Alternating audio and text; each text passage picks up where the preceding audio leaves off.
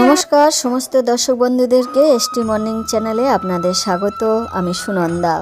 দর্শক বন্ধুরা, সামনে মকর সংক্রান্তি। বাংলার সংস্কৃতি ঐতিহ্য গুরুত্বপূর্ণ উৎসব হলো মকর সংক্রান্তি। আপনাদেরকে অনুরোধ রইল ভিডিওটি পুরো দেখার চেষ্টা করবেন। গঙ্গাসাগরের কী মাহাত্ম্য সে বিষয়ে আপনাদের ছোট্ট করে জানাবো। কথায় বলে সব তীর্থ বারবার, গঙ্গাসাগর একবার। সনাতন ধর্মে পিঠেপুলি পৌষ পার্বণ বলে আমরা জেনে থাকি। এই দিনটিতে মা গঙ্গার আবির্ভাব হয়েছিল, তাই এই দিনটি খুবই পবিত্র দিন বলে আমরা জেনে থাকি। এই পৌষ পার্বণ মানে মা লক্ষ্মীর পূজা করা হয়, কপিল মুনির দর্শন ও শ্রী শ্রী সত্যনারায়ণের ব্রত। বন্ধুরা, বুঝতেই পাচ্ছেন কতটা গুরুত্বপূর্ণ এই দিন। পৌষ মাসের এই বিশেষ দিনটিতে সূর্যদেব ধনুরাশি থেকে মকর রাশিতে প্রবেশ করে, তাই এই দিনটিকে মকর সংক্রান্তি বলা হয়। মান্যতা আছে, যাদের সন্তান নেই, নিঃসন্তান, মা গঙ্গা ও সূর্যদেবের কাছে প্রার্থনা করলে সন্তান প্রাপ্তি হয়। দর্শক বন্ধুরা, কথায় বলে বিশ্বাসে মিলায় বস্তু, তর্কে বহুদূর। প্রাচীন হিন্দু পুরাণ অনুযায়ী প্রজাপতি ব্রহ্মার ছায়া থেকে ঋষি গর্দমের জন্ম। ঋষি গর্দম ও দেবহূতির পুত্র হলেন কপিল মুনি। কপিল মুনি ছিলেন বিষ্ণুর এক অবতার। স্বর্গ থেকে মা গঙ্গাকে ভগীরথ নিয়ে এসেছিলেন এই মর্তলোকে, তাই গঙ্গার আরেক নাম ভাগীরথী। কপিল মুনি ও গঙ্গা স্নান ও মকর সংক্রান্তির কি মাহাত্ম্য আপনাদেরকে জানাবো। তার আগে বন্ধুরা, এই নতুন নতুন ভিডিও পাওয়ার জন্য প্লিজ একটা লাইক করবেন, বন্ধুবান্ধবের সাথে শেয়ার করতে ভুলবেন না, আর চ্যানেলটি সাবস্ক্রাইব করবেন প্রত্যেকটা ভিডিও পাওয়ার জন্যে। অযোধ্যার এক রাজা ছিলেন, রাজার নাম সগর।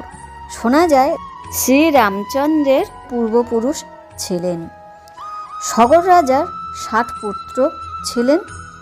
সগর রাজা এক সময় অশ্বমের যজ্ঞ করেছিলেন। সেই সময় ইন্দ্রদেব ঘোড়াগুলো নিয়ে গিয়ে কপিল মুনির আশ্রমের পাশে লুকিয়ে রাখেন। ঘোড়াদের খুঁজতে খুঁজতে সগর রাজার পুত্ররা পাতালে চলে যায়। সেখানে তারা দেখতে পেলেন ঘোড়াদেরকে এক মুনি ঋষি ধ্যান করছেন। সেই মুনি ঋষির পাশেই ঘোড়াগুলো বাঁধা আছে। সগর রাজা পুত্ররা ভাবলেন ইনি সমস্ত ঘোড়া চুরি করে এনেছেন। যে মুনি ঋষি ধ্যান করছিলেন সে আর কেউ নয়, তিনি ছিলেন কপিল মুনি। সগর পুত্ররা কপিল মুনিকে আক্রমণ করলেন এবং কপিল মুনির ধ্যান ভঙ্গ হলো। কপিল মুনি খুবই রেগে গিয়ে ওদেরকে ভস্ম করে দিলেন। সগরের অপর পুত্র অসমঞ্চের পুত্র অংশুমান। অংশুমান পিতাদের খুঁজে সেই ভস্মস্থানে এলেন। সেখানে তাদের শ্রাদ্ধ শান্তি করার জন্যে পবিত্র গঙ্গা জলের প্রয়োজন, কিন্তু কোনোভাবেই সেখানে জল পাননি। গরুর পরামর্শ দিলেন, স্বর্গ থেকে পবিত্র গঙ্গা এই স্থানে আনতে হবে, তবেই তোমার পিতার কাজ সম্পূর্ণ হবে। অংশুমানের পুত্র দিলীপ তার পুত্র ভাগীরথের আদেশ দিলেন, স্বর্গ থেকে মা গঙ্গাকে এই মর্তলোকে আনতে হবে। ভাগীরথ কঠোর তপস্যা করে ব্রহ্মাকে খুশি করলেন।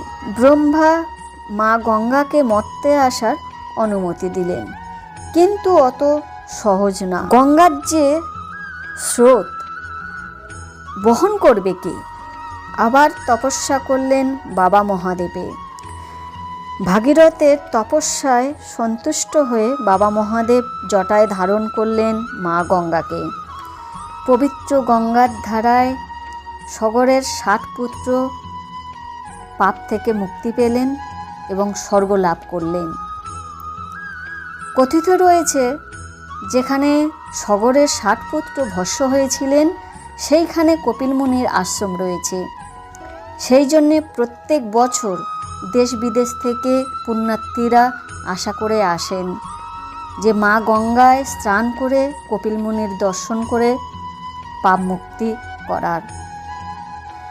যেসব বন্ধুরা গঙ্গাসাগরে গেছেন বা যারা যাননি এখনো পর্যন্ত, আপনাদের কাছে অনুরোধ বন্ধুরা, কপিল মুনির দর্শন ও গঙ্গাসাগরে কেমন লাগলো কমেন্ট বক্সে লিখে জানাতে ভুলবেন না।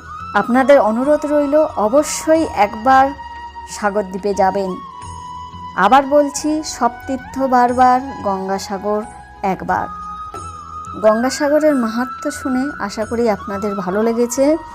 প্লিজ অনুরোধ রইল একটা লাইক দেবেন, বন্ধুবান্ধবের সাথে শেয়ার করবেন, বেল আইকনটি অবশ্যই করে রাখবেন প্রত্যেকটা ভিডিও পাওয়ার জন্যে। রাধে রাধে।